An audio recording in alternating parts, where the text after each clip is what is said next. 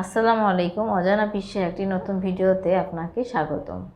আজকে আলোচনা করব ব্রিটিশ শাসন আমলে ভারতীয় জাতীয়বাদী আন্দোলনের প্রধান নেতা মহাত্মা গান্ধীকে নিয়ে।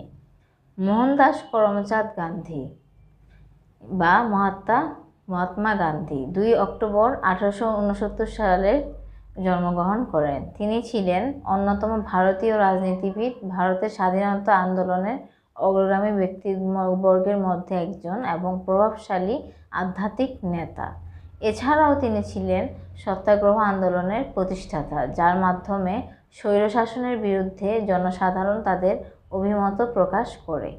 এই আন্দোলন প্রতিষ্ঠিত হয়েছিল অহিংস মতবাদ বা দর্শনের উপর ভিত্তি করে এবং এটি ছিল ভারতীয় স্বাধীনতা আন্দোলনের অন্যতম চালিকা শক্তি। সারা বিশ্বে মানুষের স্বাধীনতা এবং অধিকার পাওয়ার আন্দোলনের অন্যতম অনুপ্রেরণা। গান্ধী ভারত